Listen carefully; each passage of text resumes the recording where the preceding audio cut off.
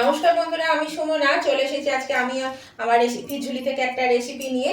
আশা করি আপনারা সকলে ভালো আছেন, সুস্থ আছেন। আমি আজকে আপনাদেরকে দেখাবো পালং শাকের পরোটা। তো সেই জন্য দেখতেই পেলেন কড়াতে আমি জল একটু ফুটিয়ে নিয়েছি।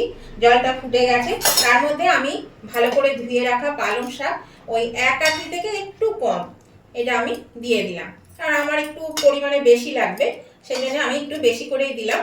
এটা আমি মিনিট 3 মতন একটু ভাপিয়ে নেব। আপনারা আপনাদের প্রয়োজন মতন কিন্তু দিয়ে দেবেন। তো এটা আমি ভাপিয়ে নিই, তারপর আমি আবার আসছি। এরকম বন্ধুরা 3 মিনিটের মধ্যে কেমন সুন্দর সেদ্ধ হয়ে গেছে। এটা কিন্তু খুব বেশি সিদ্ধ করার দরকার নেই। আমি গ্যাসটা অফ করে দিলাম, দিয়ে আমি এটা জল থেকে ছেঁকে তুলে নিচ্ছি। এই বন্ধুরা আমি এটা ঝুড়ির মধ্যে দিয়ে দিলাম, তাহলে কিন্তু জলটা তাড়াতাড়ি ঝরে যাবে। এ দেখুন জল পড়ছে।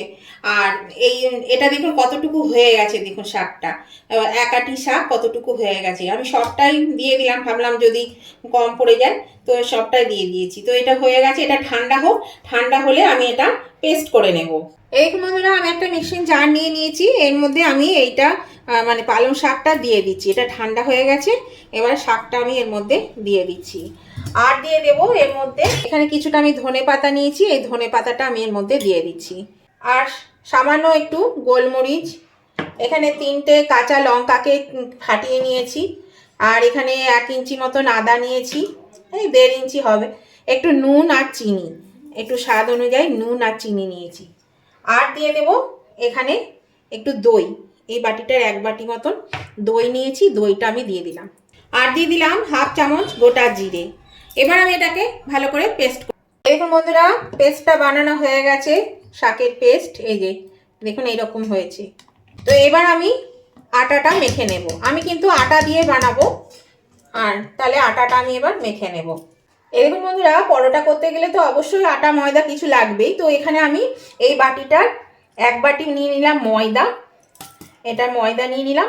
আর এই বাটির মাপে এখানে 2 বাটি নিয়েছি আটা। আমি আটা আর ময়দা মিশিয়ে করব। আর এখানে দেখুন আমি কিছুটা বেসন নিয়েছি, ওই 4 টেবিল চামচ মতন বেসন নিয়েছি। এবার এখানে আমি দেব স্বাদ মতো নুন আর 1/2 চামচ জোয়ান, এগুলো এর সঙ্গে দিয়ে দেব। জোয়ানটা কিন্তু হজম করে আর স্বাদটাও ভালো হয়। আর দিয়ে দেব এখানে একটু স্বাদ অনুযায়ী চিনি। আর এখানে নিয়েছি 2 চিমটে হিং, যেহেতু এখানে আমার অনেকটা বেশি আছে আটা ময়দা মিলে, সেই জন্য একটু বেশি পরিমাণে নিয়েছি। এবার আমি এটা ভালো করে মিশিয়ে নেব। সব কিছু ভালো করে মিশিয়ে নিতে হবে। এই দেখুন বন্ধুরা, আমি খুব ভালো করে মিশিয়ে নিয়েছি। এবার ময়ানের জন্য দেব আমি সাদা তেল। এখানে কিন্তু ময়ানটা একটু দিতে হবে, যেমন আমার পরোটা লুচিতে ময়ান দিই সেরকমই কিন্তু এখানে একটু ময়ানটা দিয়ে দেব। এই ময়ানটা দিয়েও আমি এবার ভালো করে মেখে নেব, এটা যেন পুরো আটা ময়দার সঙ্গে একদম মিশে যায়। এই দেখুন বন্ধুরা, এটা মাখা হয়ে গেছে। এই দেখুন এটাকে ভালো করে আমি তেলটা ময়ানটা দিয়ে মেখে নিয়েছি। এবার আমি যে পাতাটা শাকটা বেটে রেখেছি সেটা আমি দিয়ে দেব। আর জল কিন্তু এখন দেব না, এটা আমি সবটাই দিয়ে দিলাম। চেষ্টা করব এটা দিয়েই যতটা মাখানো যায় ততটা মাখাবো, তারপর প্রয়োজন মতন জল দেব। তো প্রথমে আমি এটা দিয়ে আগে মাখিয়ে নিই, তারপরে অল্প অল্প করে জল দিয়ে দেখতে হবে। এরকম বন্ধুরা আমার মাখানো হয়ে গেছে। এবার আমি এর মধ্যে একটু তেল লাগিয়ে আমি 10 মিনিটের মতো রেখে দিচ্ছি। তবে বেশিক্ষণ রাখা যাবে না, কেননা এতে দই দেওয়া আছে, এটা কিন্তু জল কেটে যাবে, সেই জন্য কিন্তু বেশিক্ষণ রাখতে পারবেন না। যদি পারেন সঙ্গে সঙ্গে করে নেবেন, আর নাহলে খুব বেশি হলে 5 থেকে 10 মিনিট, তার বেশি কিন্তু রাখবেন না। তো এটা আমি তেল মাখিয়ে নিলাম। এবার আমি এটা একটু রেস্টে রেখে দিচ্ছি, বেশিক্ষণ আমি রাখবো না, বললামই। আমি একটু ঢাকা দিয়ে দিলাম, আমি 5 থেকে 10 মিনিটের মধ্যে ফিরে আসছি। এরকম বন্ধুরা আমি ফিরে এলাম মিনিট 5-7 পরে। এটা দেখুন খুলে দিলাম ঢাকাটা। এবার দেখুন এটা কিন্তু বেশ সফট হয়ে গেছে। তাও আমি একটু এটা মেখে নিই, একটু 2-3 মিনিট একটু মেখে নেব। আমি একটু থেসে নিয়েছি, এবার আমি নেচি কেটে নেব। আর এই নেচি কাটতে হয়, পরোটার নেচি একটু রুটির থেকে একটু বড় বড়। এই দেখুন এরকম সাইজের আমি নেচিগুলো কেটে নিলাম। এইভাবে গোল করে নেব। আপনারা সবাই জানেন, এটা দেখানোর কিছু নেই, তবু যারা নতুন গৃহিণী হয়েছেন, যারা এখনও মানে প্রথম রান্নাবান্না শুরু করেছেন, তাদেরকে দেখাচ্ছি। এরকমভাবে করে নেব। প্রত্যেকটি নেচি কিন্তু ওই রকমভাবে করে নেব। রুটির থেকে একটু বড় সাইজ করব। পরোটার নেচি সবসময় কিন্তু একটু বড় সাইজে করতে হয়। এই দেখুন, তাহলে চলুন নেচিগুলো আগে আমি তৈরি করে নিই। এই দেখুন বন্ধুরা, আমি বেশ কিছু নেচি পাকিয়ে নিয়েছি। এবার আমি এটা বেলে নেব। আমি কিন্তু আজকে আটা দিয়ে বেলবো, সেই জন্য এখানে আমি একটু আটায় নিয়ে নিলাম, দিয়ে এবার আমি এটা বেলে দিচ্ছি। আর এটা আপনারা যেহেতু এটা পরোটা, সেই জন্য পরোটার মতোও বেলতে পারেন, আবার রুটির মতোও বেলতে পারেন, আবার চৌকোভাবে পরোটাও আমরা যেমন বেলে থাকি সেরকমও বেলা যেতে পারে। যার যেটা খুশি সেটাই বেলতে পারেন। তো আমি দেখিয়ে দিচ্ছি আপনাকে তিন রকমভাবেই, তো সেটাই আমি দেখিয়ে দেবো। প্রথমে আমি পরোটাটা বেলে দেখাই। তো পরোটা বেলতে গেলে প্রথমে কিন্তু একটা রুটি বেলতে হয়। তো আমি বড় করে রুটিটা বেলি না, এরকমই রুটিটা বেলি, আরও ছোট করে বেলি। এবার পরোটার শেপ দিয়ে দিলাম 3 কোনা মতো। এবার আরেকটু আটা লাগিয়ে নিলাম। এবার আমি এটা বেলে নিচ্ছি। আপনারা চাইলে কিন্তু তেল দিয়েও বেলতে পারেন, তেল দিয়েও বেলা যাবে। যার যেটা সুবিধা হবে সেটাই বেলবেন। এই দেখুন বন্ধুরা, পরোটাটা কিন্তু আমার বেলা হয়ে গেছে। আমার দুটো পরোটা বেলা হয়ে গেল। এই দেখুন, এটা আমি তুলে নিচ্ছি। এবার আমি একটা মানে রুটির মতন করে বেলে দেখাচ্ছি।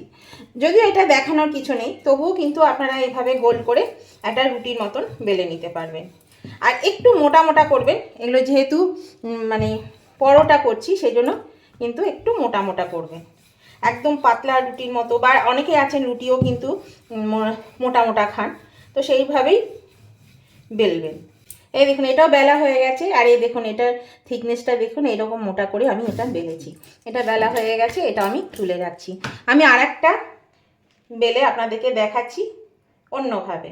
এটাকেও প্রথমে আমি রুটির মতন করে বড় করে বেলে নেব। এই দেখুন বন্ধুরা, আমি একটা রুটির মতো করে বড় করে বেলে নিয়েছি। এবার আমি এর মধ্যে একটু তেল ব্রাশ করে দেব। এভাবে একটু তেল ব্রাশ করে দেব, তেল দিয়ে দেব। তাহলে এটা কিন্তু আমি মানে লেয়ারযুক্ত পরোটা বানাবো, সেজন্য একটু তেল ব্রাশ করে দিচ্ছি। এর মধ্যে এবার একটু আটা ছড়িয়ে দেব। যেহেতু আমি এখানে আটা দিয়ে বেলছি, সেই জন্য আমি কিন্তু আটাটাই ছড়িয়ে দিচ্ছি। আটাটা দিয়ে এটা একটু মানে ঘষে দিলাম, পুরোটা লাগিয়ে দিলাম। এবার আমি এটা এদিক থেকে একটা ভাঁজ দেব, আবার এদিক থেকে একটা ভাঁজ দেব, দিয়ে আবার আমি এর মধ্যে একটু তেল ব্রাশ করে দেব। এখানে একটু তেল ব্রাশ করে দিলাম। এর মধ্যে আবার আমি একটু আটা দিয়ে দিচ্ছি। এবার এটাকে আমি আবার এরকম ভাঁজ দিয়ে দিলাম। এবার এর ওপরে আবার আমি একটু তেল ব্রাশ করে দিচ্ছি। হ্যাঁ, এটা করতে একটু সময় লাগে বন্ধুরা এভাবে, কিন্তু দেখতেও ভালো লাগে আর খেতেও কিন্তু ভালো লাগে। খেতে ভালো লাগে মানে একই জিনিস, মানে একটু এধার ওধার ডিজাইন করা, এইটাই যা। এবার এর মধ্যে আবার আমি একটু আটা দিয়ে দিলাম ভালো করে।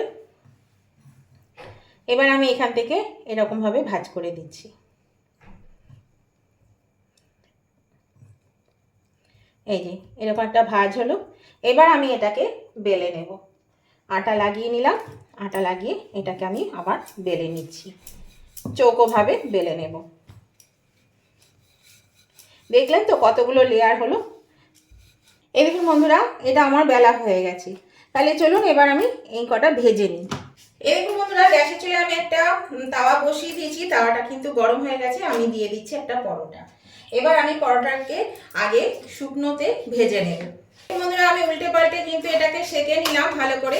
এবার আমি এর মধ্যে দিয়ে দেব তেল। আপনারা এটা ঘি বাটার যে কোনো জিনিস দিয়ে কিন্তু এটা করতে পারেন। তো আমি এখানে তেল দিয়ে ভাজবো, সাদা তেল দিয়ে ভাজছি।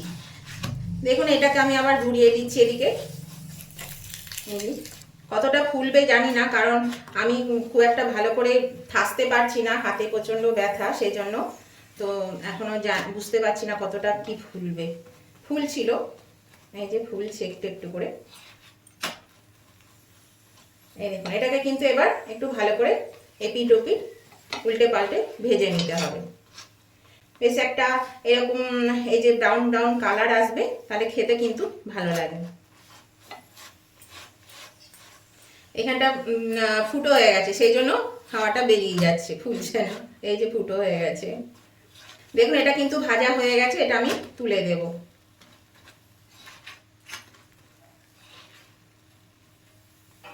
এটা আমি কিন্তু তুলে দিচ্ছি। এবার আমি আরেকটা পরোটা এর মধ্যে দিয়ে দিচ্ছি।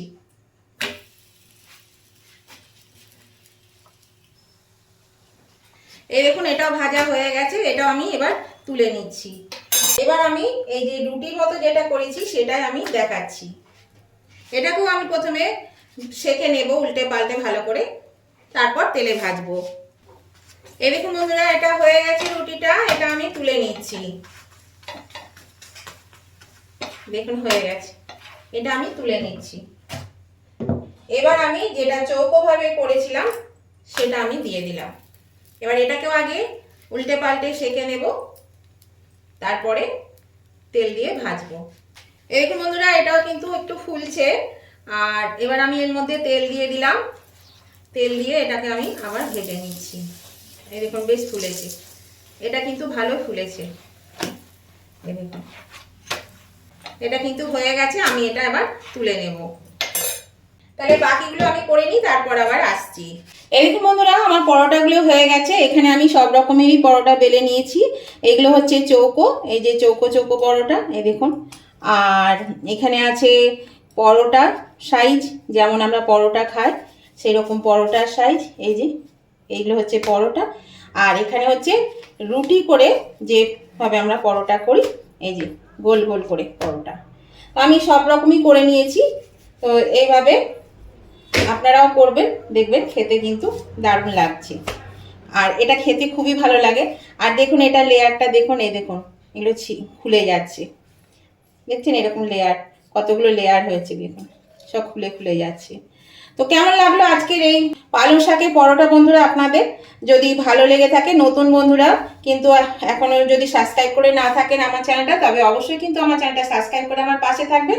আর পাশে থাকা বেলটা অবশ্যই ক্লিক করে দেবেন, তাহলে আমি যখনই নতুন নতুন ভিডিও আপলোড করব সাথে সাথে নোটিফিকেশন আপনাদের মোবাইলে পৌঁছে যাবে, আর সবার আগে আপনারা আমার ভিডিও দেখতে পাবেন।